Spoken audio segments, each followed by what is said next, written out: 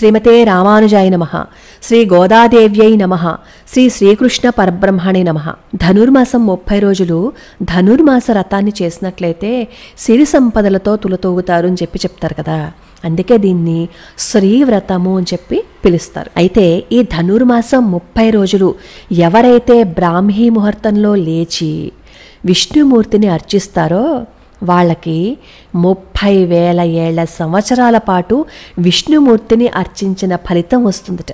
అలాంటిది ఒక్కరోజైనా సరే బ్రాహ్మీ ముహూర్తంలో లేచి శ్రీహరిని అర్చించినట్లయితే 1000 ఏళ్ళు నిత్యము అర్చించిన ఫలితం వస్తుందట. అంటే ఆ ఒక్కరోజు చేస్తే ప్రతిరోజు 1000 సంవత్సరాల పాటు విష్ణుమూర్తిని అర్చించిన ఫలితం వస్తుంది. అంటే అనంత ఫలితం లభిస్తుంది. అలాంటప్పుడు ఈ అవకాశాన్ని మనం ఎలా వదిలేసుకుంటాం?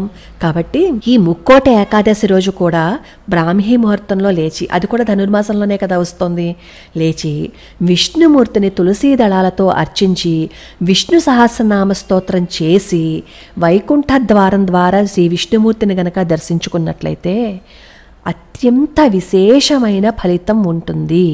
అందులో ఏ సందేహము లేదు అని చెప్తారు. అయితే మనకి మొత్తం 24 ఏకాదశులు వస్తాయి కదా. ప్రతి మాసంలోనూ 2 ఏకాదశులు, అధిక మాసంలో మరో 2 అధికం వస్తాయి అన్నమాట. అయితే ఈ మొత్తం అన్ని ఏకాదశులు చెయ్యలేకపోతే కనీసం ఈ మార్గశిర మాసంలో కానీ పుష్యమాసంలో కానీ వచ్చే శుక్లపక్ష ఏకాదశి అంటే వైకుంఠ ఏకాదశి రోజు మాత్రం ఉపవాసం ఉండి విష్ణుమూర్తిని అర్చించినట్లయితే మొత్తం ఇన్ని ఏకాదశులు చేసిన ఫలితం వస్తుంది అని చెప్తారు. మనం ఎన్నెన్నో వ్రతాలు అవి చేస్తూ ఉంటాం. ఇన్ని వ్రతాలు చేస్తూ ఏకాదశి వ్రతం చేయలేదు అని అనుకోండి, ఇన్ని వ్రతాలు చేసిన ఫలితం ఉండదు. కానీ ఒక్క ఏకాదశి వ్రతం చేస్తే మొత్తం మనకి ఎన్ని వ్రతాలు ఉన్నాయో, ఎన్ని పూజలు ఉన్నాయో ఇవన్నీ చేసిన ఫలితం వస్తుందని చెప్తారు.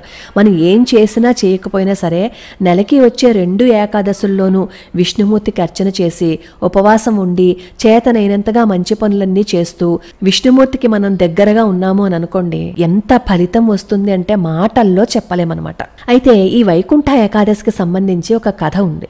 మధుకైటబులనే రాక్షసులను విష్ణుమూర్తి సంహరించాలని అనుకున్నప్పుడు ఈ మధుకైటబులు విష్ణుమూర్తితో బాగా యుద్ధం చేస్తారనమాట. అప్పుడు శ్రీ మహావిష్ణువు ఏం చేస్తారు అంటే, నేను మీకు వరం ఇవ్వాలి అని అనుకుంటున్నాను అని అంటారు. ఈ మధుకైటబులు మహావిష్ణువుతో, నువ్వు మాకిచ్చేదేంటి వరం, మేమే నీకు ఇస్తాం వరం అంటారు చాలా గర్వంగా. ఎందుకంటే రాక్షసులకు ఉండేది అదొకటే కదా బాగా. వెంటనే శ్రీ మహావిష్ణువు ఏం చెప్తారు అంటే, దీనికోసమే వేచి ఉన్నట్లుగా, సరే మీరు నా చేతిలో సంహరింపబడాలి అంటారు. అంత రాక్షసులైనా సరే ఇచ్చిన మాటికి కట్టుబడి శ్రీ మహావిష్ణువు చేతిలో సంహరింపబడతారు. దీనికి ఒక కథ కూడా ఉంది, మనం తర్వాత తెలుసుకుందాం దాని గురించి. ఎందుకు వీళ్ళు మహావిష్ణువు చేతిలోనే సంహరింపబడాలి అనుకునేటట్లుగా మహావిష్ణువు చేశారు అనేది. సరే, వాళ్ళు రాక్షసులైనా సరే మహావిష్ణువు చేతిలో సంహరింపబడ్డారు కదా, అందుకని వీళ్ళకి మోక్షాన్ని ప్రసాదిస్తారు శ్రీ మహావిష్ణువు. వాళ్ళు దివ్య రూపాలు ధరిస్తారు. శ్రీ మహావిష్ణువు ఏం చేస్తారంటే వీళ్ళని ఉత్తర ద్వారంగా వీళ్ళని వైకుంఠంలోకి ప్రవేశపెడతారు.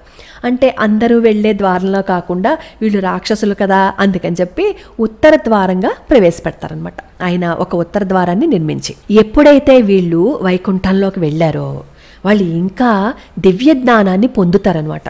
అప్పుడు మహావిష్ణువుని ప్రార్థిస్తారు, మా కోసం ఉత్తర ద్వార మార్గాన్ని నిర్మించావు కదా, ఈరోజు ఎవరైతే ఏకాదశి పూజ చేస్తారో, ఎవరైతే నిన్ను దర్శిస్తారో, ఎవరైతే నమస్కరిస్తారో, ఎవరైతే ఉత్తర ద్వార మార్గంలో నిన్ను సమీపిస్తారో వాళ్ళకి శ్రీవైకుంఠ ప్రాప్తిని కలిగించు అని చెప్పి ప్రార్థిస్తారు. అప్పుడు స్వామి తథాస్తు అని చెప్పి సంతోషంతో అనుగ్రహిస్తారనమాట.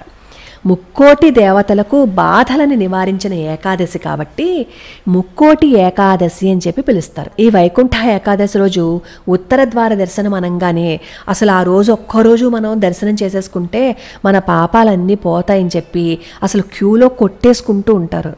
ఉత్తర ద్వార దర్శనము అంటే ఇంతకు మించి మనం ఉన్నతంగా మన ప్రవర్తన ఉండాలన్నమాట. అంత ఉన్నతోన్నతంగా ఉండి వైకుంఠవాసుని దర్శనం చేసుకోవాలి అనేది ఇక్కడ అర్థం. అంతటి రాక్షసులే మాట మీద నిలబడి శ్రీ మహావిష్ణువు చేతిలో ప్రాణాలు వదిలేశారు కదా, కాబట్టి మాట మీద నిలబడ్డం నేర్చుకోండి, ధర్మబద్ధంగా ఉండండి. వాళ్ళు రాక్షసులైనా మారి అందరికీ మోక్షాన్ని ప్రసాదించమని అడిగారు. ఇవన్నీ మనం ఆ కథలోంచి తెలుసుకుంటూ అలా మనం ప్రవర్తించాలన్నమాట. మనలో ఉన్న రాక్షస ప్రవృత్తిని మానేసి సాత్వికంగా ఉంటే భగవంతుణ్ణి చేరుకునే మార్గం మనకి కనిపిస్తుంది అని చెప్పి మనకి ఉత్తర ద్వార దర్శనం ద్వారా అర్థమవుతుంది. అంతే తప్ప ఆ ఒక్కరోజు ఉత్తర ద్వార దర్శనం చేసేసుకుంటే మోక్షం వచ్చేస్తుంది అని అర్థం కాదు. అసలు ఈ ఏకాదశి అంటే అర్థం ఏంటి? 11 ఇంద్రియాలు, ఇంద్రియ ప్రకోపాన్ని అణచి 11 ఇంద్రియాలేంటి? పంచ కర్మేంద్రియాలు, పంచ జ్ఞానేంద్రియాలు, ఒక్క మనస్సు.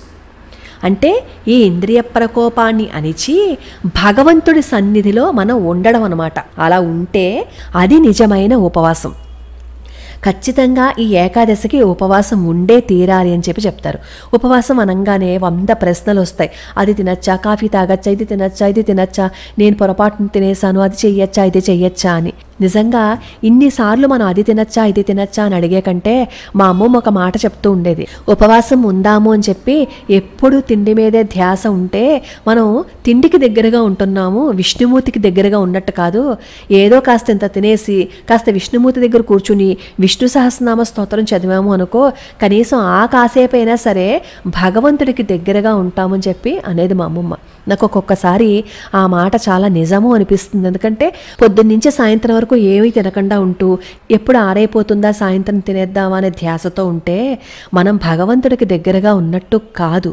మనకి ధనుర్మాస రథంలో గోపికలు ఎలా చేసేవారు ఉపవాసం? కృష్ణ, నువ్వు మాకు కనిపించటం లేదు కదా, అలాంటప్పుడు ఈ శరీరాన్ని పోషించవలసిన అవసరం ఏంటి కృష్ణ? కాబట్టి మేము మా ప్రయత్నం లేకుండానే ఏ ఆహారాన్ని తీసుకోమని చెప్పి వాళ్ళంతటా వాళ్ళుగా వాళ్ళకి తినాలనిపించకుండా వదిలేసిన ఆహారం అన్నమాట. అంటే అలా భగవంతుడికి దగ్గరగా ఉండి వాళ్ళు ఏం తినకుండా కృష్ణ నామస్మరణలో జీవితాన్ని వాళ్ళు గడిపేశారు. అలా వాళ్ళు ఉపవాసాన్ని చేశారు. అయితే ఈ ఏకాదశి వ్రతం దశమి రాత్రితో ప్రారంభమవుతుంది. అంటే దశమి రోజు రాత్రి కూడా మనం ఉపవాసం ఉండాలి. అంటే ఏదైనా పలహారం తీసుకోవచ్చు అనమాట.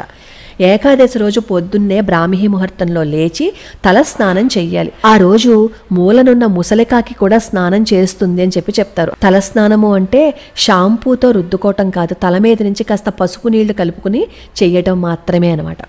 ఈ ఏకాదశి రోజున ఉపవాసం ఉండంటే అన్నం మాత్రం తినకూడదు. ఒకవేళ ఆహారాన్ని తీసుకోలేక శరీరం సహకరించలేకపోతూ ఉంటే ఏ పళ్ళో ఫలాలో తీసుకోవచ్చు. అలాగే ద్వాదశి ఉదయంతో ఈ వ్రతం పూర్తి అవుతుందన్నమాట.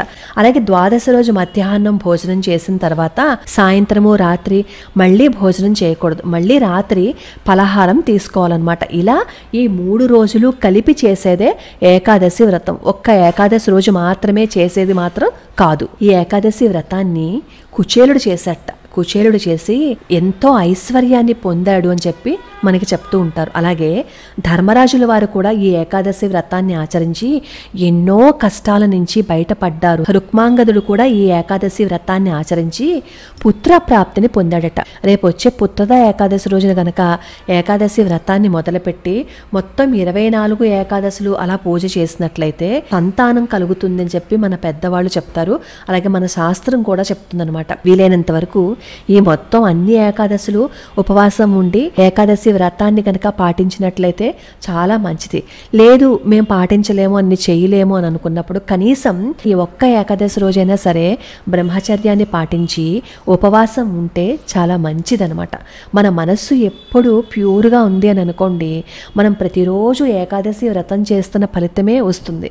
కాబట్టి వీలైనంత వరకు ఇంకొకరిని ఎప్పుడూ బాధ పెట్టకుండా మనం ధర్మ మార్గాన నడుస్తూ ఉంటే శ్రీకృష్ణ పరమాత్మ యొక్క అనుగ్రహం మన మీద ఎప్పుడూ ఉంటుంది అనడానికి సందేహమే లేదు. అలాగే వైకుంఠ ఏకాదశి రోజు, వైకుంఠ ద్వాదశి రోజు స్వామి పుష్కరిణిలో 3,50,00,000 పుణ్యతీర్థాలు పుష్కరిణులు అన్నీ కలుస్తాయి. కాబట్టి అక్కడ స్నానం చేస్తే చాలా మంచిది అని చెప్పి ఈ మధ్య చాలా మంది అంటున్నారు. అందుకని చెప్పి తిరుమలలో శ్రీవారిని చూద్దామని చెప్పి పోటెత్తేస్తూ ఉంటారు. అలా ఒక్కరోజు శ్రీవారిని చూస్తే మనలో ఉన్న పాపాలన్నీ పోతాయి కాదు అని నేను చెప్పటం లేదు. కానీ అలా ప్రతిరోజు ఉన్నాము అని అనుకోండి, ఇంకా మనకి ప్రతిరోజు వైకుంఠ ద్వార దర్శనమే కదా, ప్రతిరోజు స్వామివారి అనుగ్రహాన్ని మనం పొందుతూ ఉంటాం కదా. కాబట్టి వీలైనంత వరకు వైకుంఠ ఏకాదశి రోజున మనం ఎలా అయితే విష్ణుమూర్తికి దగ్గరగా ఉంటూ ఎటువంటి ఆలోచన లేకుండా ఉంటామో ప్రతి నిత్యము అలానే ఉన్నాము అని అనుకోండి, ఖచ్చితంగా కృష్ణ పరమాత్మ యొక్క అనుగ్రహం మనకి ఉంటుంది. ఈ ఏకాదశి వ్రతాన్ని 8 ఏళ్ల వయసు కంటే తక్కువ ఉన్నవాళ్ళు, 80 సంవత్సరాల పైబడ్డ వాళ్ళు చేయకపోయినా పర్వాలేదు. అనారోగ్య సమస్యలు ఉన్నవాళ్ళు, అలాగే గర్భిణీ స్త్రీలు ఈ ఏకాదశి వ్రతం చేయకపోయినా పర్వాలేదు. అలాగే రజోదర్శనం అయిన స్త్రీలు కూడా ఈ ఏకాదశి రోజు ఉపవాసం ఉండవలసిన అవసరం లేదు. అనారోగ్య సమస్యలతో ఉన్నవాళ్ళు కూడా ఈ ఏకాదశి వ్రతాన్ని చేయకపోయినా పర్వాలేదు. ఆ రోజు ఒకవేళ ఏదైనా తినాలని అనిపిస్తే కనుక గోధుమ రవ్వతో, అంటే ఉప్మా రవ్వ ఉంటుంది కదా, బొంబాయి రవ్వ, దానితో చేసుకున్న ప్రసాదం కానీ సగ్గు బియ్యంతో చేసుకున్న కిచిడి కానీ తినచ్చు అని చెప్పి మన పెద్దవాళ్ళు చెప్తారు. ఒకవేళ ఉండలేని స్థితిలో ఉపవాసం ఉన్నవాళ్ళు ఈ రెండిట్లో ఏదైనా చేసుకోవచ్చు. పాలు, పళ్ళు ఇవేవైనా సరే తీసుకోవచ్చు. లోకా సమస్తా సుఖినో భవంతు, సర్వే జనా సుఖినో భవంతు.